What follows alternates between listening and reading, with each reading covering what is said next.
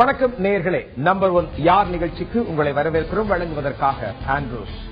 1980களில் பிரபலமான நடிகர்கள் யார், நடிகைகள் யார், அவங்க மேல ரசிகர்கள் அவங்க எவ்வளவு சதவீதம் அவங்களை நம்பி இருக்கிறாங்க, அவங்களை பிடிச்சிருக்கிறாங்க அப்படிங்கிற விஷயங்களா பார்த்தோம். அந்த வகையில 1980களில் மிகச்சிறந்த நகைச்சுவை நடிகர் யாரு நம்ம ரசிகர்கள் மனசுல அதிகமா இடம் பிடிச்சிருக்கிறாங்க அப்படிங்கறத பத்தி பார்க்க போறோம்.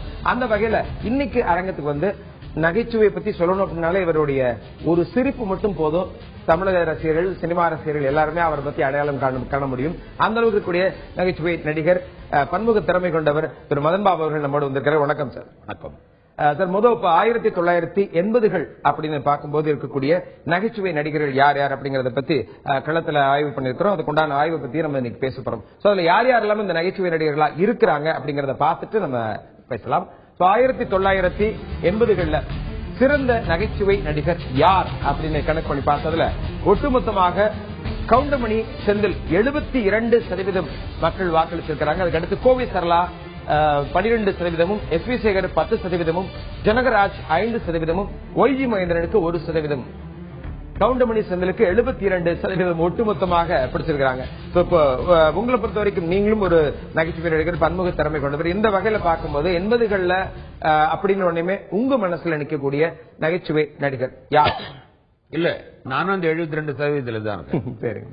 ஏன்னா அவங்க பேசிக்கா ஒவ்வொருத்தரும் ஒரு ட்ரெண்ட் கொண்டு வருவாங்க. இப்ப என்எஸ்கே மாதிரி இருந்தவங்க அப்படிலாம் இருக்கும்போது டக்குன்னு வந்து சந்திரபாபு அவர்கள் ஸ்லாப்ஸ்டிக் டான்ஸ், பாட்டு, கொஞ்சம் வெஸ்டர்ன் ஸ்டைல படம்லாம் கொண்டு வந்தாரு. அதே மாதிரி நாகேஷ் வந்து ஸ்பீடு அதில் கொண்டு வந்தார். அது மாதிரி வந்ததை பார்த்தா இந்த கவுண்டமணி செந்தில்ங்கிறவங்க பெரிய பரபரப்பா இருந்தாங்க. அதாவது ஒரு நாளைக்கு இவ்வளவு பணம் வாங்குறாங்க, இப்படி பண்றாங்க அப்படின்னு இருந்தது.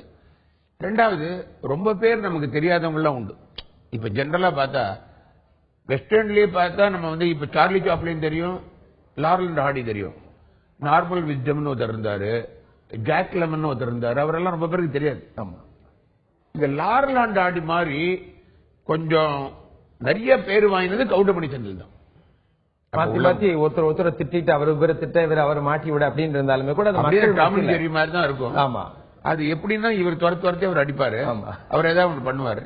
பட் அது மாதிரி ஒரு பேர் வந்து அது வரைக்கும் வந்ததில்லை. கண்டிப்பா வந்து ஆம்பளை டூயட் அவங்க தான் பண்ணாங்க. கண்டிப்பா. இதுல இன்னொரு ஒரு விஷயம் ரொம்ப இந்த லிஸ்ட்ல பார்த்தோம் அப்படின்னா, ஆட்சி மனோரமா காலமாக இன்னும் பேசப்படக்கூடியவங்க, இன்னும் பல விஷயங்கள் பண்ணுவாங்க. சோ நகைச்சுவையில் அவங்களுக்கு அடுத்து ஃபீமேல்ல அப்படின்னு பார்த்தா, நீங்க சொன்னது போது என்எஸ்கே பார்த்தா மதுரம் அவங்க இருந்தாங்க, அவங்களுடைய அப்புறம் பார்த்தா ஆட்சி மனோரமா ரொம்ப நாள் வந்திருந்தாங்க. அந்த வரிசையில் இப்ப நம்ம லிஸ்ட்ல இருக்கிறது கோவை சரளா. சோ அவங்கள பத்தி, அவங்களுடைய நடிப்பை பத்தி சொல்லுங்க. இல்ல, அவங்க முதல்ல அந்த கோயம்புத்தூர் பாஷை பேசுறதுல வந்தாங்க. ஆமா. அதுக்கப்புறம் வந்து அதாவது அது ரெண்டு விஷயம். ஒண்ணு அவங்க திறமை, ரெண்டாவது ஆட்சி என்ன பண்ணிட்டாங்கன்னா அவங்க ஃபுல்லா கேரக்டர் ஆர்டிஸ்ட் பண்ண ஆரம்பிச்சிட்டாங்க. அவர் நாகேஷ் சாரோட பண்ண படங்கள் போது தான் இப்படி, தவிர அப்புறம் பார்த்தா அவங்க ஃபுல்லா கேரக்டர் ரோல் தான் நிறைய பண்ணாங்க. அந்த நேரத்தில் கோவை சரளா வந்து ரொம்ப நல்லா பண்ணாங்க. இங்க மட்டும் இல்ல, அவங்க கோயம்புத்தூர் பாஷையே பேசாம தெலுங்குல அவங்க அவ்வளவு பிஸி ஆர்டிஸ்ட். அங்கேயும் அவ்வளவு படம் பண்ணிருக்காங்க, இங்கேயும் பண்ணிருக்காங்க. ரெண்டாவது, சொன்னதை விட அதிகப்படியா பண்ணணும். காமெடியன் மட்டும் சொன்னதை சரியா பண்ண பார்த்தாது, அதுக்கு மேல கொஞ்சம் பண்ணணும் அவங்க ஸ்டைல்ல. கண்டிப்பா அது வந்து கோவை சரளா பிச்சு வதடுவாங்க. கண்டிப்பா. அந்த இதுல சொல்லணும்னா, என்னைய திருவாரூர்ல பாட்டியை கூப்பிட்டாக அப்படின்னு சொல்லக்கூடிய காமெடி இன்னைக்கு வரைக்கும் நிலைச்சு பேசக்கூடியது. கராட்டக்காரனோட வெற்றிக்கு அது மிக முக்கியமான ஒரு பங்குன்னு சொல்லலாம். இந்த வகையில ஒட்டுமொத்தமாக ரசிகர்கள் யார் யாருக்கு எவ்வளவு வாக்கு சதவீதத்தை பகிர்ந்தளிச்சிருக்கிறாங்க அப்படிங்கறத பார்த்தோம். இதுல குறிப்பா ஆண் ரசிகர்கள், பெண் ரசிகர்கள் அவங்களுடைய சதவீதம் எந்த அளவுல இருந்துச்சு அப்படிங்கறத நாம இப்ப பார்க்கலாம். 1980ல சிறந்த நகைச்சுவை நடிகர்களாக வலம் வந்தவர்கள், அதுல குறிப்பா கவுண்டமணி செந்தில் அவங்களுக்கு ஆண் ரசிகர்கள் 51%, பெண் ரசிகர்கள் 49%, கோவை சரளாவுக்கு ஆண் ரசிகர்கள் 40%, பெண் ரசிகர்கள் 60% இருக்கிறாங்க. எஸ் வி சேகரை பொறுத்த வரைக்கும் பார்த்தோம்னா 49% ஆண் ரசிகர்களும் 51% பெண் ரசிகர்களும், ஜனகராஜுக்கு 55% ஆண் ரசிகர்களும் பெண் ரசிகர்கள் 45%, ஒய்ஜி மகேந்திரனுக்கு 52% ஆண் ரசிகர்களும் பெண் ரசிகர்கள் 48% பேரும் இருக்கிறாங்க. இதுல ரொம்ப முக்கியமா பார்த்தோம் அப்படின்னா ஜனகராஜுக்கு 55% வரைக்கும் அவர் ஆண் ரசிகர்கள் இருக்கிறாங்க. சோ என்னதான் கவுண்டமணி செந்தில் ஒரு மெஜாரிட்டி அப்படின்னு இருந்தாலுமே ஜனகராஜ் ஆண் ரசிகர்கள் 55% இருக்கிறாங்க. அதை பத்தி உங்களுடைய இல்ல, எனக்கு ஜனா நீங்க ஒட்டுமொத்தமா பார்த்து பார்த்தே அவர் கம்மியா இருந்தது எனக்கு ஆச்சரியமா இருந்தது. ஏன்னா அவர் பண்ணாத படங்களே கிடையாது. அவர் அவர் கமல் அவர்களோட, ரஜினி அவர்களோட அவர் பண்ணாத படங்களோ, அவர் பண்ணாத பர்ஃபார்மன்ஸோ கிடையாது. அவர் எல்லா ஆர்டிஸ்டோடையும் பண்ணிட்டு இருந்தாரு. அவர் நிறைய கேரக்டர் ஆர்டிஸ்ட். கமெடியனுக்கு பாட்டு வச்சது ஜனகராஜுக்கு தான் அதிகம். அவருக்கு இளையராஜா அவர்கள், தேவா அவர்கள் நிறைய பாடுறாங்க. அந்த மாதிரி உள்ளவர். அவரும் எனக்கு ரொம்ப பிடிக்கும். இவர் இதில் நீங்க காட்டின எல்லாருமே வைஜி மகேந்திரா ரொம்ப சொபிஸ்டிகேட்டட் காமெடி. அவர் ஒரு இங்கிலீஷ் ஆர்டிஸ்ட் மாதிரி அவரோட இருக்கும். ரொம்ப படிச்சவர், ரொம்ப கிளாஸா பண்ணுவாரு. எச் சேகர் அது மாதிரி சட்டையர்ல ரொம்ப அழகா பண்ணுவார். நீங்க காட்டின எல்லாருமே பெஸ்ட் தான். இதுல கவுண்டமணி செந்திலுக்கு அடுத்த இடத்துல எனக்கு என்னமோ ஜனகராஜ் இருக்கலாமோ ஆன்லைன் போயிடுச்சு. கண்டிப்பா கண்டிப்பா. சோ இதை தாண்டி இப்ப இந்த நகைச்சுவை நடிகர்கள் தாண்டி வேற ஏதாவது ஒரு நகைச்சுவை நடிகர்கள் உங்க மனசுல நிக்கிறாங்களா? ஏன்னா அவங்களும் வந்திருக்கலாம் அந்த லிஸ்ட்ல அப்படின்னு ஏதாவது? இந்த லிஸ்ட்லயா? ஆமா, இந்த லிஸ்ட தாண்டி வேற ஏதாவது? ஏன்னா காரணம் என்ன பாத்தீங்கன்னா, இவங்களே கவுண்டமணி செந்திலே 72% கிட்டத்தட்ட எல்லா படங்களையும் அவங்க தான் நடிச்சிட்டு இருந்தாங்க. நீங்க சொன்னது போல ஜனகராஜை பொறுத்த வரைக்கும் முக்கியமான கதாபாத்திரம் இப்ப கமல் கூட, ரஜினி கூட, அது மட்டும் இல்லாம இளையராஜாவோட வாய்ஸ் எடுத்து ஒரு தத்துவ பாடல், ஒரு சோக பாடல் இப்படி எல்லாம் பாடி மிகச்சிறந்த ஒரு நடிகர்ல இருந்திருந்தாரு. சோ அதனால அதை தாண்டி வேற என்னென்ன படங்கள், இல்லைன்னா குறிப்பா ஜனகராஜை பொறுத்த வரைக்கும் இந்த படம் அப்படின்னு சொல்ல முடியல. இப்ப நீங்க சொன்னபடி பார்த்தா இப்ப விக்ரம் படத்தை எடுத்துக்கின்னு வச்சுங்களேன், கொஞ்சம் பெண்ணியம் கலந்த ஆண் மாதிரி நடப்பார். ஐயோ போங்க அப்படின்னு கொஞ்சம் வளைச்ச மாதிரி பயங்கர சிரிப்பு இருக்கும் தியேட்டர்ல. இன்ஃபேக்ட் அவங்க கமல் சார் அவரோட ப்ரொடக்ஷன், அவர் உடம்பு பின்னிடுவார் கூட. இந்த பக்கம் பார்த்தா அவங்க பேர் என்ன, அவங்க அந்த ஹீரோயின், இந்த ஹிந்தி ஆர்டிஸ்ட் ராஜேஷ் கண்ணாவோட டிம்பிள் கபாடியா, அவங்க அந்த பக்கம் இருக்காங்க.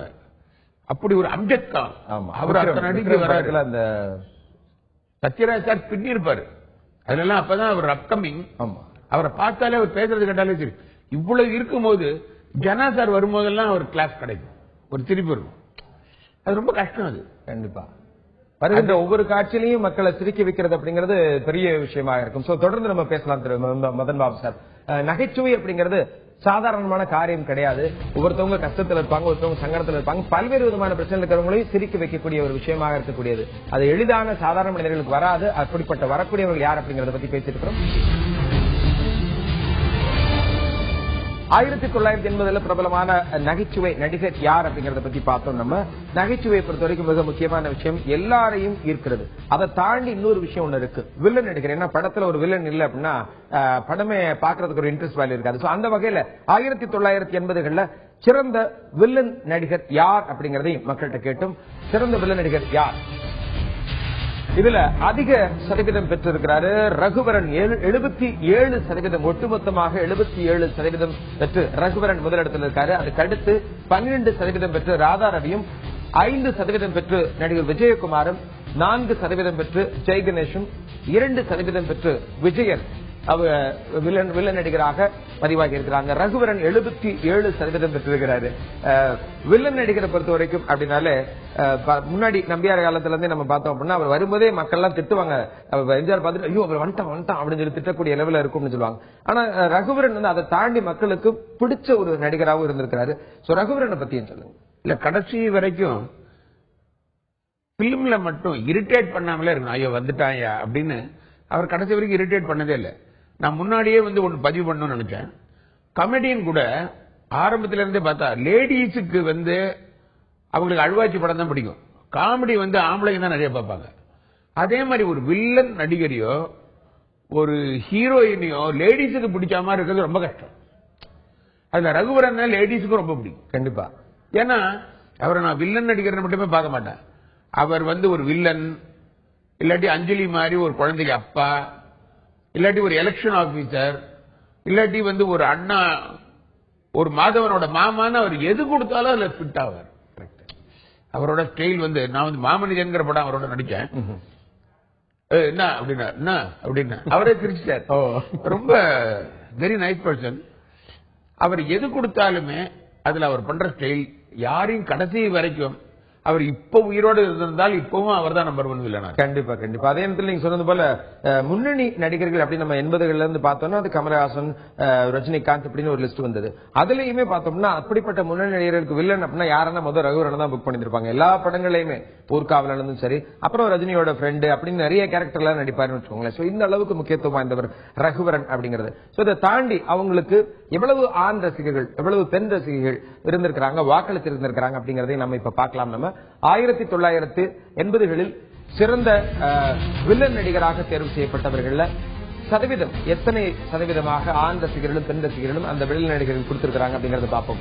77% பெற்று முதலிடத்தில் இருக்கக்கூடிய ரகுவரன் நடிகருக்கு 57% ஆண் ரசிகர்களும் பெண் ரசிகைகள் 43% பேரும், ராதாரவிக்கு 51%, 49% பெண் ரசிகைகளும், விஜயகுமாருக்கு 52% ஆண் ரசிகர்களும் 48% பெண் ரசிகர்களும், ஜெயகணேஷுக்கு 50%, 50-50 அவருக்கு மட்டும் 50-50 இருக்கிறாங்க. அதே மாதிரி விஜயனுக்கு 51%, 49% பேரும் இருக்கிறாங்க. இதுல கடைசியில இருந்து பார்த்தோம்னா விஜயன் அப்படிங்கிற ஒரு வில்லனும் கூட ஒரு இப்ப நீங்க சொன்னது போல பன்முக திறமை கொண்டவரா இருப்பாரு. அவர் யதார்த்தமா இருக்கக்கூடிய ஒரு பெண்ணோட அப்பாவா இருப்பாரு, ஆனா அவர் வில்லனா இருப்பாரு. சோ அந்த மாதிரி கேரக்டர். சோ அந்த மாதிரியான கேரக்டரை பத்தி சொல்லுங்க. இல்ல அதுல இவங்க 2 பேருக்கு உள்ள ஒற்றுமை, 2 பேருக்குமே பெரிய அதுல மசில் பவர் எல்லாம் கிடையவே கிடையாது. அவங்க மாட்டுக்கும் அப்படியே இருப்பாங்க. அதுல விஜயன் அவர்கள் அதுவும் அவரோட ஸ்லாங்கே கொஞ்சம் மலையாளம் கலந்த மாதிரி தான் இருக்கும். அவர் ஒழுங்கா எல்லாம் இருந்தாலும் அவர் பிடிக்கும் அவர் வில்லன் பண்ணும்போது.